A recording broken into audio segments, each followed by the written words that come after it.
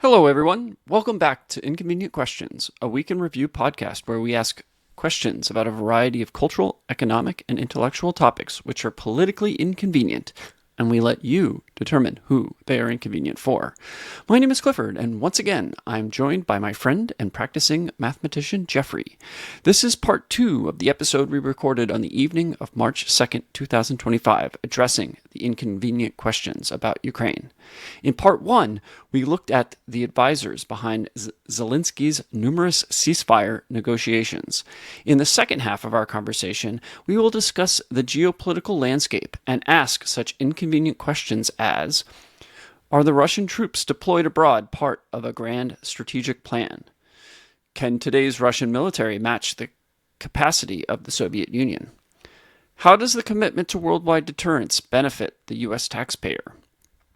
Will the U.S. actually re-industrialize its domestic economy? And was the rules-based international order deliberately designed to subsidize Europe all along? So let's get to the conversation. You could look at Syria and Africa as being even more stark, examples of that.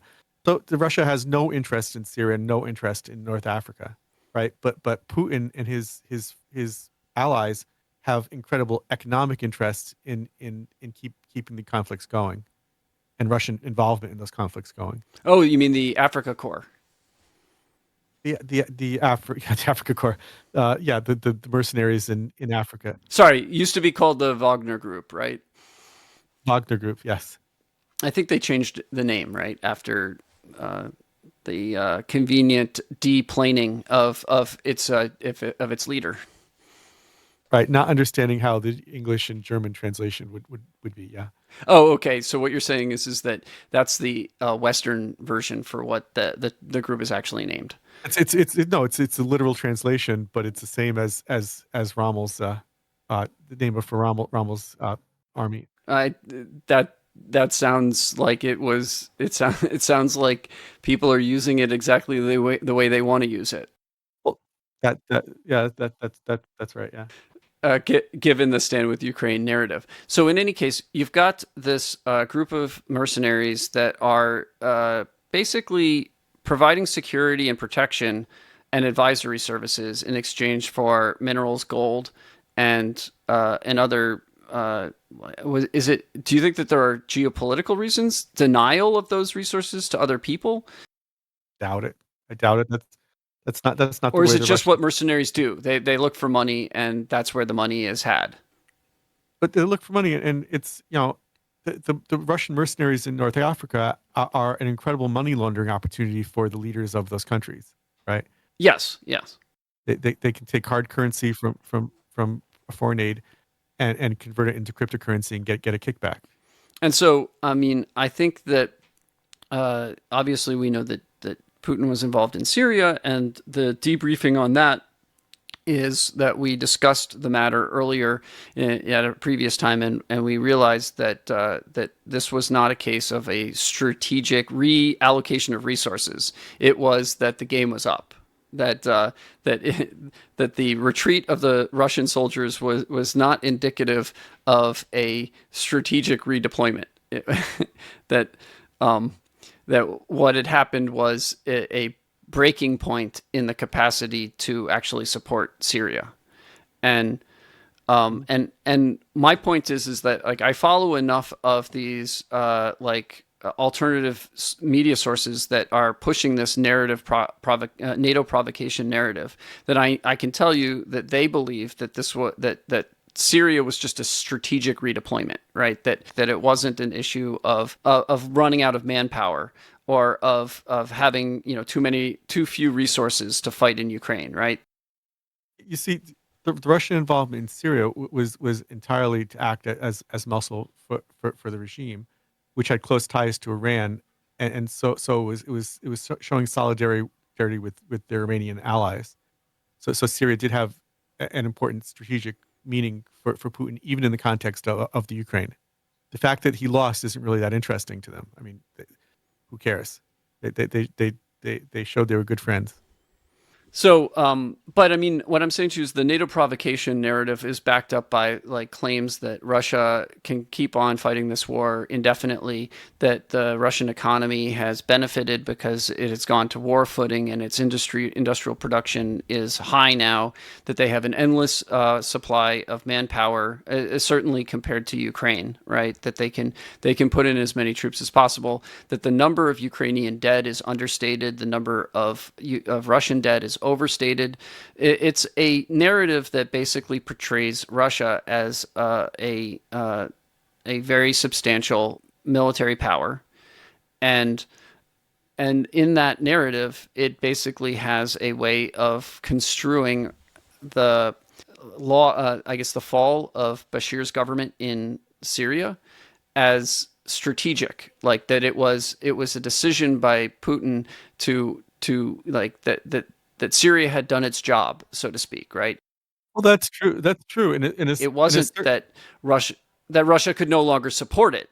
It was that that the geopolitical tensions had changed, so Russia actually wants Israel to now have Turkey as its neighbor because that's going to cause friction between Turkey and Israel, and so but Assad basically served his purpose. And once like the geopolitical winds had changed and it was actually more advantageous for Israel to have Turkey as its neighbor, the Russians were like, okay, like let's not be involved anymore. that could be the case. It's tough to judge because you don't know what's going on in the minds of the Russians, by their nature of how they organize themselves. Well, then how do we know that they're kleptocratic if we can't tell what's in their minds? Because you can follow the money, right? And one thing though about the fall of Syria that's bad for the Russians is that it gives the Turks freer hand to, right? They're not that as paranoid about their southern border maybe a year from now than they are today, and that would make it easier for them to cooperate with NATO, with the rest of NATO, in any sort of peacekeeping operations. I think, yeah, I mean, it's all. I think when you talk about Russians, not just the government, but just culturally in general, it's important to look at what they're doing and where things are moving as opposed to what they say, because it's you know they're very suspicious people, and sometimes I don't, how can I put this, um if you know the old joke, that if you have three Israelis in a room, you'll have five opinions about any subject. Yeah, I've heard that one. If you have 10 Russians in the room, you'll have more than 10 conspiracies going on, and it gets very easy to try to look at all the possible things that could be the motivation behind things. But it's like when you're boxing, you don't want to look in the boxer's eyes because he's trying to trick you. You want to look at what his feet are doing and what his legs are doing. If he starts to move, to take a step back, you're going to expect to get a punch to the chin. Russia is looks at the world a lot like a boxer would, and uh, they're not trying very hard to win this war. And I think that's not necessarily a sign of defeatism, but a sign that winning the war isn't a big priority for either the army or for Putin or for his allies. Um, Having a face-saving way to maintain their gains is something that I think, on the evidence of how they're behaving, would be something that they would embrace. And so, to answer Zelensky's question, how you negotiate with somebody like Putin is you make sure that you have a way of enforcing any agreement that you have with a punishment that would be uh, commensurate to the violation. Right? Our 2014 agreement was worse than nothing because it let the Russians do whatever they wanted to prepare for war, and we had no no way of stopping them except for trying stop, or we'll say stop again, when he was preparing to invade. In the Cold War, we had agreements with Russia that we wouldn't move troops and they wouldn't move troops beyond a certain level in Europe without, without giving a certain number of days notice. I think it was like 45 days. Russia, and they obeyed. They obeyed that, right? They didn't violate that treaty until after the Soviet Union had fallen. So I think it Do is you think possible to. that there's actually a difference between Putin's Russia and the Soviet Union? Because I think actually Oh, of course. I think that's a very interesting and fertile ground to explore potentially. Well, now if you have more time, I mean, we've been going on for a while, but my impression is that it's very hard to understand current Russia either without or with a metaphor to the Soviets. That the Soviet Union had a big impact on what we're seeing today, but at the same time, we're in a much different regime than the Soviets. That's my own. It's different in two ways. There's more freedom, which means there's more ability to be creative and react to events. It's not a Leninist system, so that there's more trust.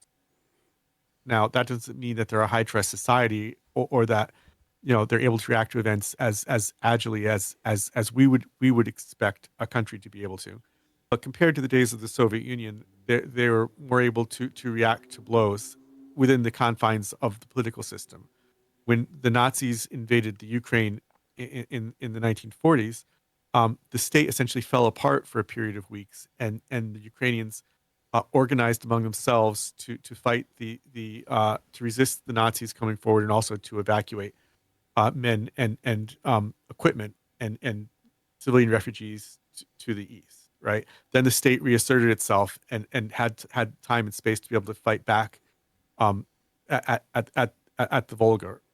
Uh, Russia, when they realized that they didn't have enough trucks to move people, working trucks to move people to where they needed to be in the initial invasion, they reacted creatively in a way that I don't think the Soviets would have. They doubled down on their cyber and ER, electronic warfare assets, and started tactics that were just absolutely brutal to try to shock the Ukrainians into not resisting as heavily. Um, they weren't able to do anything about the incredible corruption in the armed forces because of the nature of the political system. So their strengths and weaknesses are different than the strengths and weaknesses of the Soviet army, and um, they're also much more susceptible to the sort of financial warfare that the Europeans and the Americans eventually successfully waged against them in 2023. So I guess then you are not one that believes that Russia has been able to control the impact of sanctions. Oh no, no. I mean, they'd built up, over from the czarist times to the present. Russia had huge gold reserves because Russians are very um, distrustful of themselves and wanted to make sure they had huge gold reserves in case to buffer against anything stupid they did. And they've spent down their foreign currency reserves. They spent down their gold reserves. I mean, they've they're down to bartering with the Chinese, right? And so the ruble is being propped up artificially, but that can't go on. Something that can't go on forever isn't going to go on forever. And you know they can't have more than a few months worth of foreign currency reserves to keep a lot of their heavy industries going. And if you believe Perron's analysis, his own estimation of the production capacity for material for the war puts Putin or Russia in a dangerous position at the end of this year. Right. They're not going to have enough. For example, even you know, even if the Chinese just give them the equipment, they're not going to be able to make enough tubes for our mortars and artillery and tank tubes. Right. They're going to run out of just basic um, heavy goods that they need to keep the war going. But that's also true. That's also true for us. And I mean, doesn't this actually become the basis for a deal if both sides recognize the impending infeasibility of the arrangement? I'd think so. I think so. Of course, for that to happen, we have to show that the Ukrainians and the Americans and the Europeans are inseparable. And the last few days have not done a very good job on that. Uh, But I guess what I'm trying to ask by bringing this topic up is whether or not the U.S. needs to be involved in that inseparability that you're talking about. oh, it has to. Why? It has to. I mean, well, I don't because mean I don't mean I don't mean like logistically wise. I mean, why is it in the interests of the United States taxpayer, the average citizen, the oh, like to do this? well, And what is their interest, right? What is the interest quite of?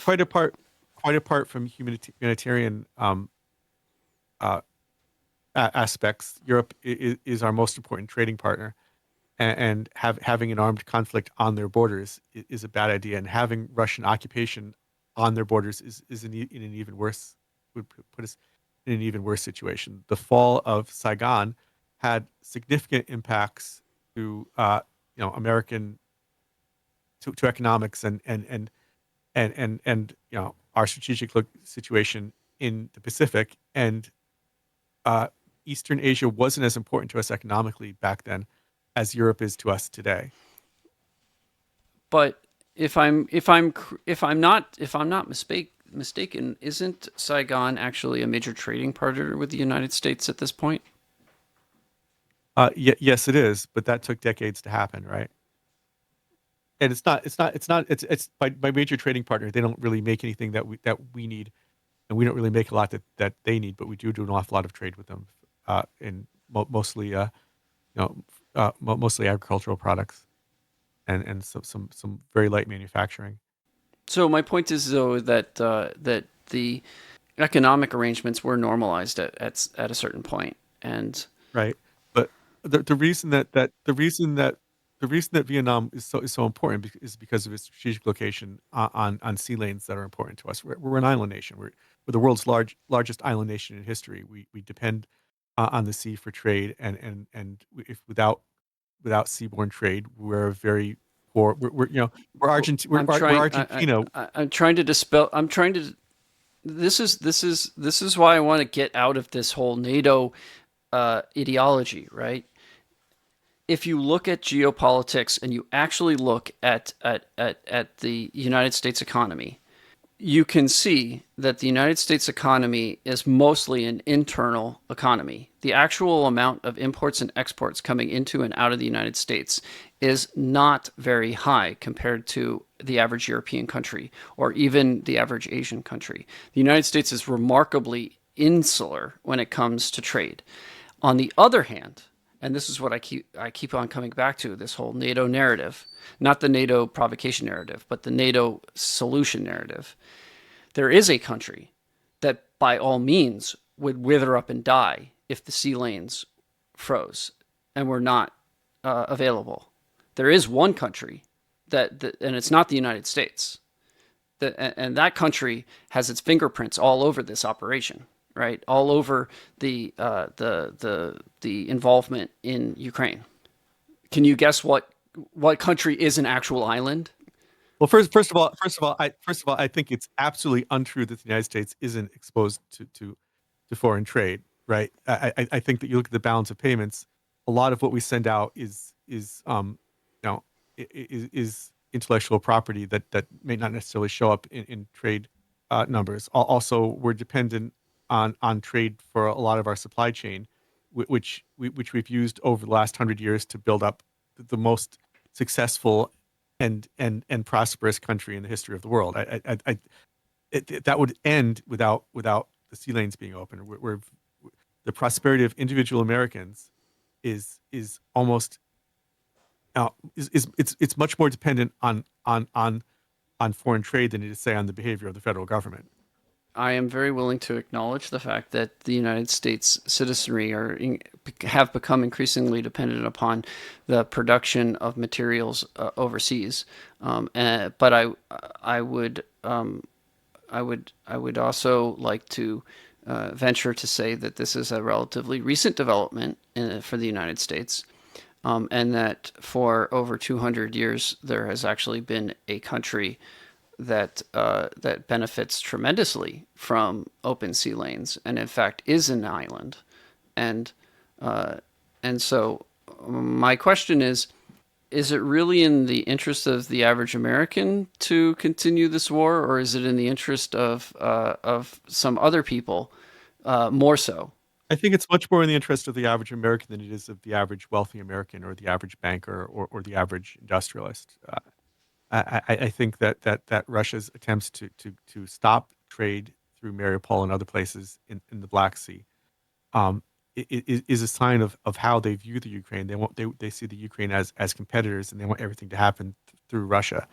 If Russia had a monopoly on grains from Russia and the Ukraine and Belarus, the situation Africa would really just become a Russian colony because Ukraine and Russia feed Africa.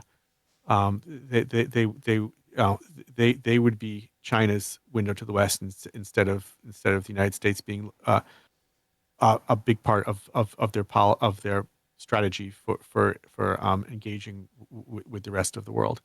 I think America would end as a just an important economic and military power if it weren't for the current regime where the sea lanes are open. And at the same time that the Ukraine war has been happening, and largely because of the same actors, right? There's been an uptick in piracy in the Red Sea and in the Arabian Gulf and in the Persian Gulf, and that can only get worse if Russia is allowed to occupy more of the Ukraine. You have to expand that out for me, though. Yes, it's not a coincidence that all these things are happening at once. Russia and China and Iran see themselves as being in a zero sum game with the United States, and in a zero sum game with the free peoples of the world, and their strategy to defeat us is to cause chaos, uh, and that can't go on. That has to stop, and we need to start taking Russian Chinese cyber warfare seriously. When you're in a situation where Americans are losing their pensions and losing their retirement savings because they've been cheated by Chinese and North Korean and Russian hackers, well, that's insane. That's happening. That's happening in Indiana. People in Indiana shouldn't have to worry about foreign threats, but they do, and that's only going to get worse unless Russia is deterred, and we have a regime where they understand that actions have consequences. And the first step to making sure that they understand that actions have consequences is to make sure that any ceasefire agreement that we have is enforceable in the sense that if they break it, the results are going to be serious. And I think we're in a situation now to do that we weren't in a year ago. But Russia is going to have a very difficult couple of years ahead, and without trade with Europe, without having assets unfrozen, um, it's going to be real difficult for them. And remember now that the United States not just hasn't just spent $200 billion on this war. We've also lost about $350 billion of trade and assets seized in Russia. Um, that's a sunk cost for us that we really want to ask ourselves, well, how can we make it so that we haven't lost this money in vain? Well, one of the ways to do it is to make sure that the situation 6 months from now is better for the United States than it is now. I don't think you've sold me on the reason why uh, this war this war with Russia, the Ukrainian conflict with Russia is a deterrence to China or Iran. I think that it is somewhat. I'm not suggesting that there aren't ties. I just don't think that you've sold me on why exactly. Well, first of all, I think that our support of the Ukraine has deterred China from aggression against Taiwan in the last year and a half. I think that the Chinese People's Army, I, I, I really find it difficult to believe that they weren't shocked at how poorly their equipment behaved in the Ukraine, right? You mean Russia's equipment or the PLA's Russia's PLO's? Chinese made equipment, Okay. right? Right, and material. They have all this high tech stuff, but they can't seem to help an army field itself with tents that don't leak and tires that last more than a couple hundred miles, right? I think there is that deterrent, but also we're not really addressing Iranian aggression as forcefully as we should, in part because we're distracted by the specter of war in Europe. But I would argue that it's really two aspects of the same war. The Russians and the Iranians are very openly acting in concert with each other to constrain the American imperialist dogs. I think that we've had the situation in the Biden administration where you know American sailors die and ships get attacked by pirates and missiles get launched at our friends and at our own warships, and we have no response to Iran. We allow Israel to strike Iran, right? That's our response to act through proxies. That's not sustainable. It's not going to deter the Iranians, and the way to start getting serious about that is to wrap up the Iranian war as best a deal that we can, and then start dealing with Iranian aggression with an eye to showing China that we're really serious about defending sea lanes and making sure that the rule of law is at least held to the point where you can't invade your neighbors. Now, I would certainly prefer if it were possible in 6 months to for the Ukraine to get all of their territory back. That would be great, but there's no way that could happen, that we get all of the territory back for the Ukraine, and we still get the tens of thousands of hostages that Russia has in Russia, Ukrainian hostages, back to the Ukraine. And that's always going to be something hanging over us, and something that the Russians can point to, that they didn't roll over and play dead. But I think what we can do is have a ceasefire, so where the maybe armies are in place, and maybe adjust the borders a little, and get the hostages and prisoners of war back. I agree with you about the issue of deterrence and the, uh, I guess, poor decision making on the part of the previous administration with regard to responding to various different events, international events. But I think that something that I've been, looking into and investigating is whether or not the deterrent, not just like whether or not we deter Russia and Iran and China, because I do think that the United States is a superpower and that Beijing represents a significant threat to Washington as well as to the way of life of Americans. I also think that Moscow presents a a threat. I think that Putin's decisions about how to run his country are not in line with what I would like to see for the Russian people. And you and I both know Russians, and a lot of them have left Russia. Well, the ones that I know left, and so I am not content with the behavior of these nations, and I do think that uh, it is important for the United States to assert its, I guess, strength in maintaining the principles of trade across the globe. Because I think you're right that there is a lot of imports that come into the United States, especially as components for a variety of things that are involved in not just the consumer economy, but also I think the military we're discovering, right?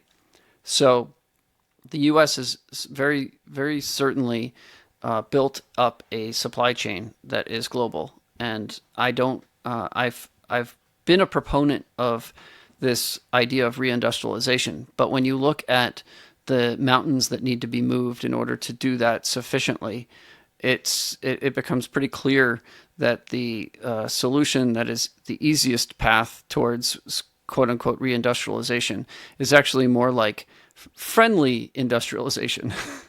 um, Right.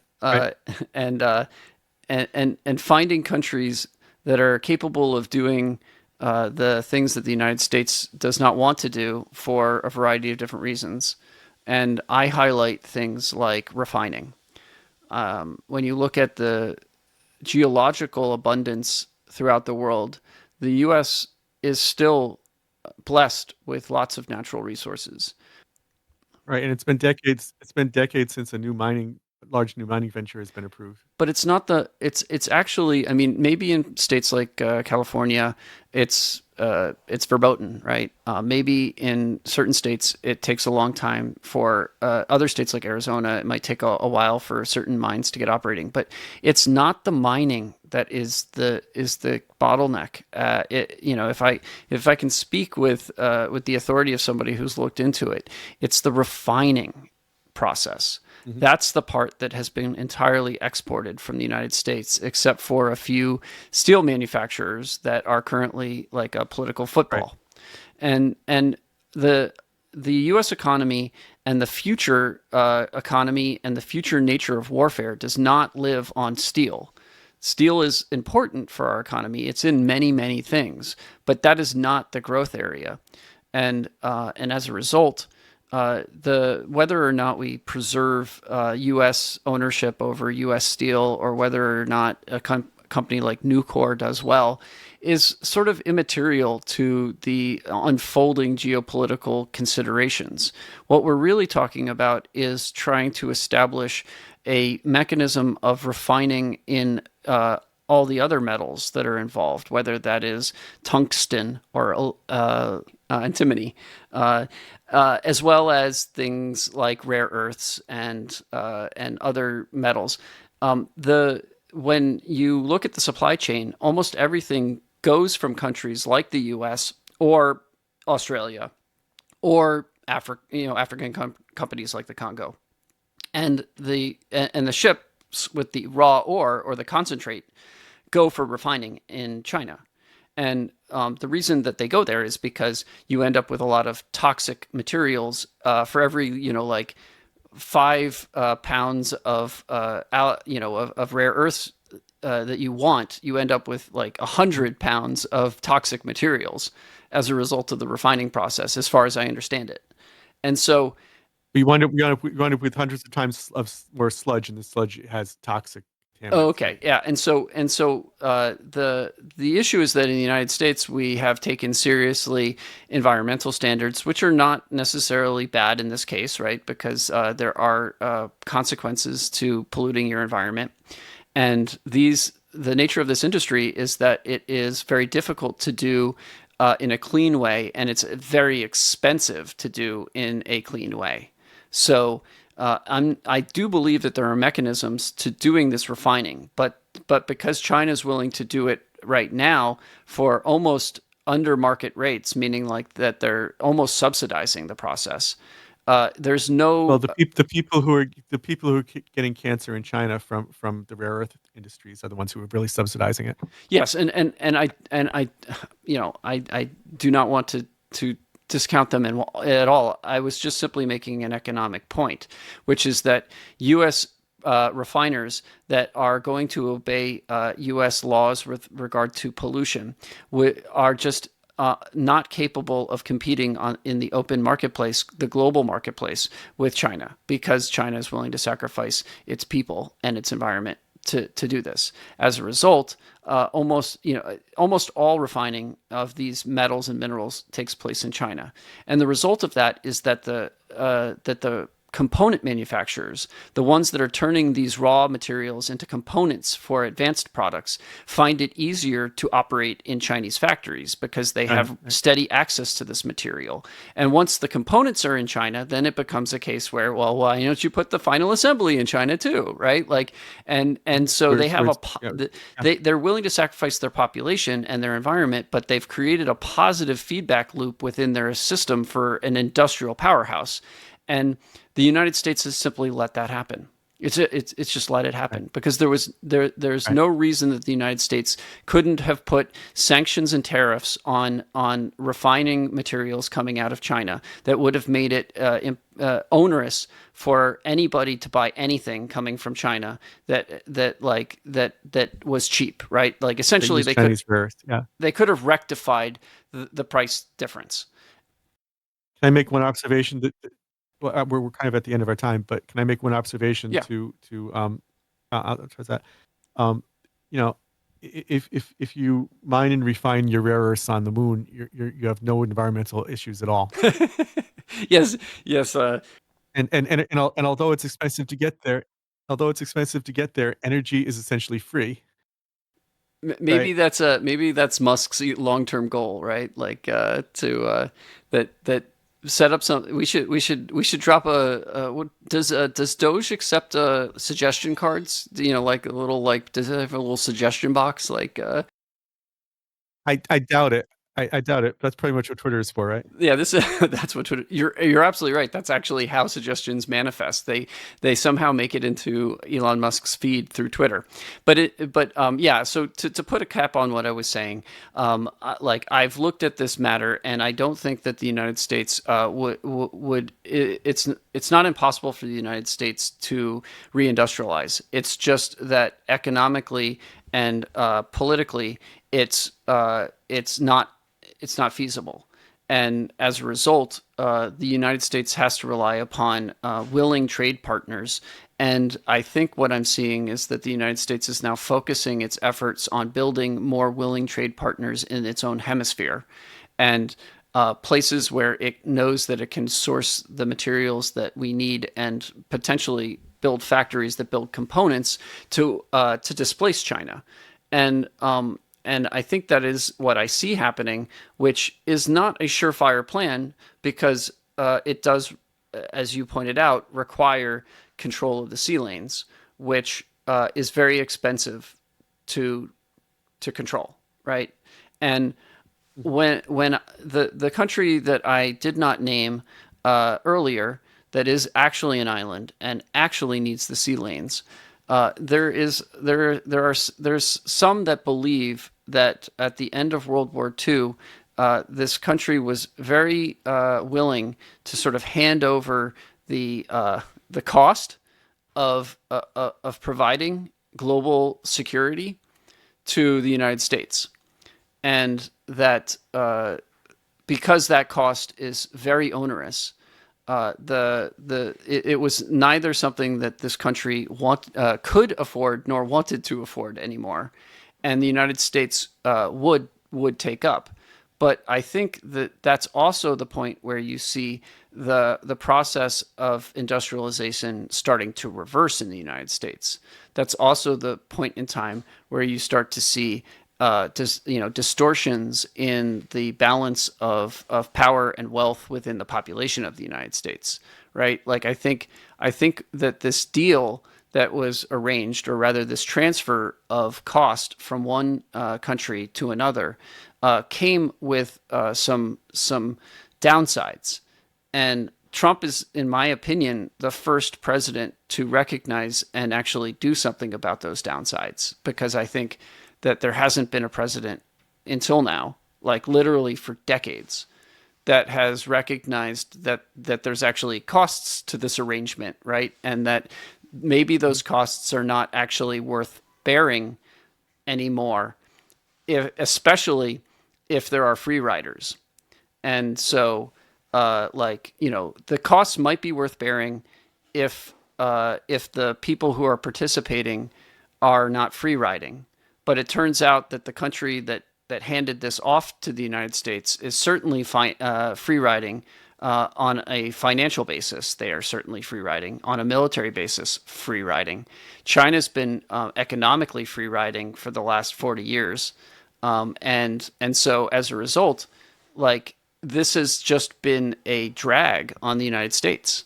And I think Of course, like we know from game theory that there's always going to be free riding, um, but we don't want to fool ourselves into thinking that it's not something that needs to be planned for, and you know acknowledged that at some point it's too much. Coming to the end. I wanted to bring it back to the beginning, and I wanted and I guess I wanted to press back to NATO is a form of free riding, and so Zelensky might want NATO troops to be in Ukraine, but I'm telling you that the people who are advising him to insist on this are also a bunch of free riders, right? They're not people that have the American people in mind. They're not people who actually have the average American in mind. They are people who are free riding because that's what NATO has become. It has become a free riding entity.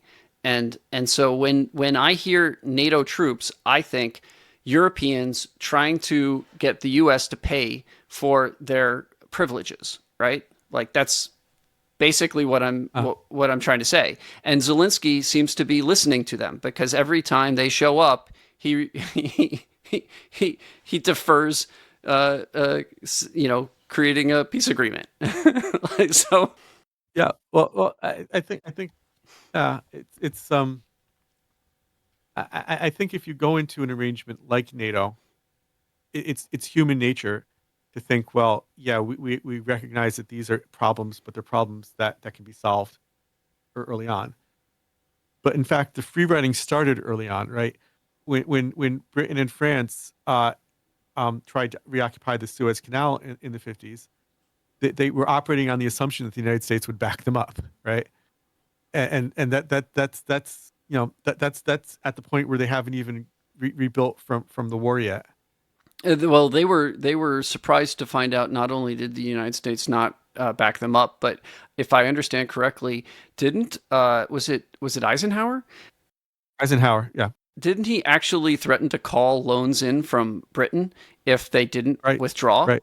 So this was No, he almost didn't. the exact opposite of what they thought, right? So this Right. idea of free riding got, as you pointed out, it got set in their mindset very early, and my point is that like I think that Trump is one of our first presidents to sort of call out the free riders, and it's been going on for so long that I genuinely think that most of these people that we see in this picture and most of the people that I've mentioned almost feel like they're entitled to it, right? Like they Uh, like I know because I watched some academic channels of I watched some channels on YouTube of academics involved in international relations and economics in Europe. They are all like despondent with Trump's behavior because they see the quote unquote rules based international order unquote falling apart, and what they mean by that is essentially European free riding, right? Like, I mean, when it comes down to the actual things that they're talking about, it's the United States providing a security guarantee by deploying its own troops and its own resources to do what Europe isn't willing to do, and them benefiting from the fact that they can instead devote that money to their own citizens and deindustrialize and decarbonize and do all these like ludicrous things. I mean, if you were trying to right. be a strong country, these are ludicrous things, and they are so wrapped up in internationalism, right? That's the sort of idea here. Yeah, it's groupthink for the sake of groupthink. Yeah. And so I'm not even necessarily imputing ill motivations for most people. I think that what we have here is groupthink. I think we have a sort of self-serving confirmation bias that occurs across most of the people who are involved. But I keep on pressing specific individuals because I'm saying that I don't think groupthink evolves alone. I think that there are definitely people who recognize what's going on a real politic basis, and that they are pushing the envelope to see how much they can get, as much as they can get. And at the moment, it's really a discussion about what is U.S. commitment to Europe, right? I mean, isn't that what this is really about? Is Yeah. how, is U.S. commitment to Europe. It's not about Russia. It's not about Ukraine. And that's why I say I don't think this has to do with deterrence against Russia. It's really about the amount of money and resources the U.S. wants to commit to Europe, and whether or not that should be renegotiated. And like I think you said earlier that Europe is a major trading partner with the United States, and so do you think that this is what it's about, or do you think that it is ultimately about China and Russia? I think it's ultimately about China and Russia. I don't think part of the strength of the European Union is that it's sort of a fantasy land. Uh, you know, the Europeans rarely get into targeted trade wars with their partners because they're just not they're not equipped for it. It's it's every country spends a small amount of their GDP conforming to European regulations that are sort of made but by so-called experts in closed rooms without a lot of public input.